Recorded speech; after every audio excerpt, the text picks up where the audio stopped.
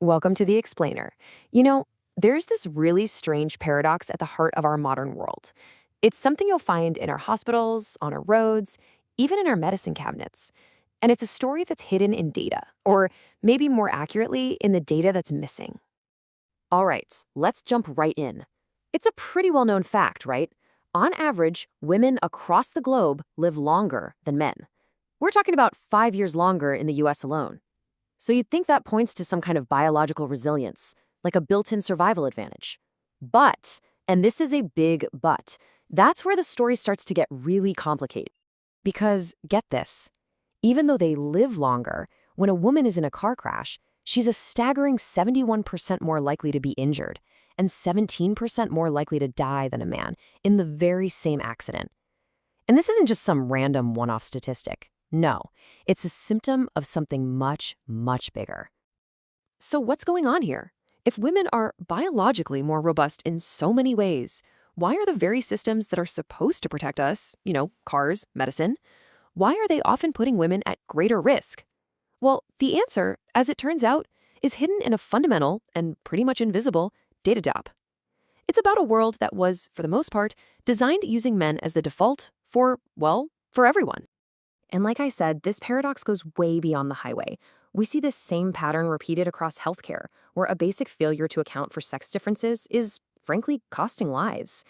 So to really get to the bottom of this, we need to look at two things: biology and design.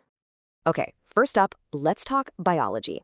Where does this female biological advantage even come from? We're going to start by looking at an area where men are, maybe surprisingly, at a clear disadvantage.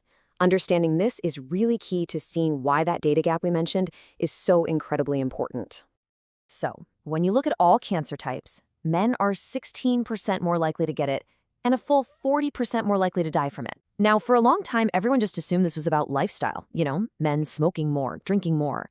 But then, researchers started noticing the same bias in things like childhood leukemias and brain tumors, places where lifestyle just isn't a factor. The real cause, it seems, is way deeper. It's cellular.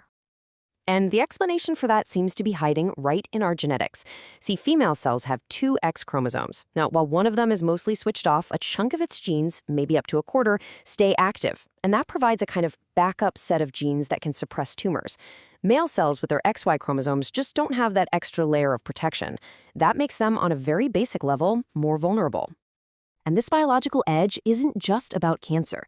The female immune system is also generally more robust. Thanks again to genes on that X chromosome and the effects of estrogen. But here's the crazy part. As immunologist Philip Golder pointed out, it took about 36 years for science to realize that women are 5 times more likely to completely suppress the HIV virus than men. For decades, these huge differences were just largely ignored by researchers.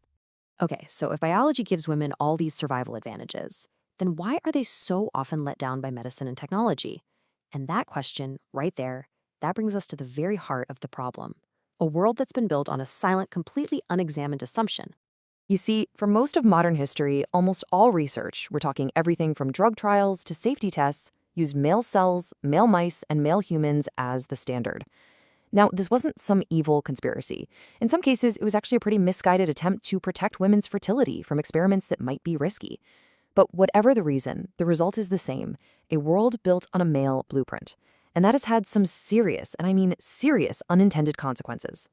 Let's look at a real-world example, the sleeping pill Ambien. For years, the standard dose was 10 milligrams for everyone. The problem is, women metabolize it much, much more slowly than men. This meant you had women waking up with dangerous next-day grogginess, some even getting into car accidents. Eventually, regulators had no choice but to cut the recommended dose for women in half. But that only happened after a lot of people had already been put at risk. And this problem is just as critical when it comes to diagnostics. Did you know heart attacks are the #1 killer of women worldwide?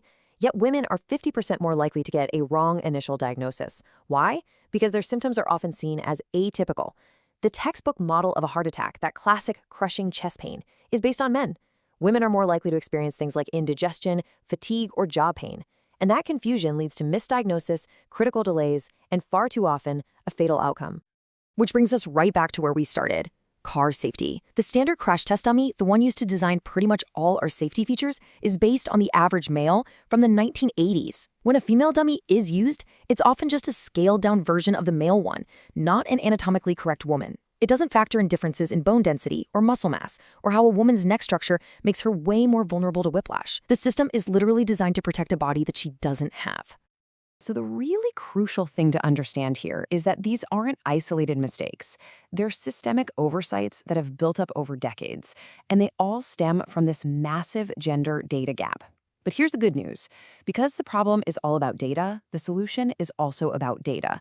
It's actually a surprisingly straightforward scientific fix. The answer here isn't ideological, it's just better science. It's something called sex disaggregated data. It sounds complicated, but it's really simple. It just means you collect information on both males and females, you label it by sex, and then you analyze it separately. When you do that, you suddenly get a clear, accurate picture of the entire human population, not just one half of it. And when this is actually put into practice, the results are pretty amazing. Take the car company Volvo. They've been collecting real-world crash data separated by sex since the 1970s. And because they understand the specific ways women get injured, especially with whiplash, they've been able to design seats and safety systems that protect everyone much more effectively. And all of this leaves us with a really important question to think about. In our effort to be gender neutral, have we accidentally created a world that is, in practice, profoundly unequal? Maybe true equality isn't about treating everyone exactly the same. Maybe, just maybe, it's about understanding our differences so we can finally design a world where every single one of us is seen and is equally safe.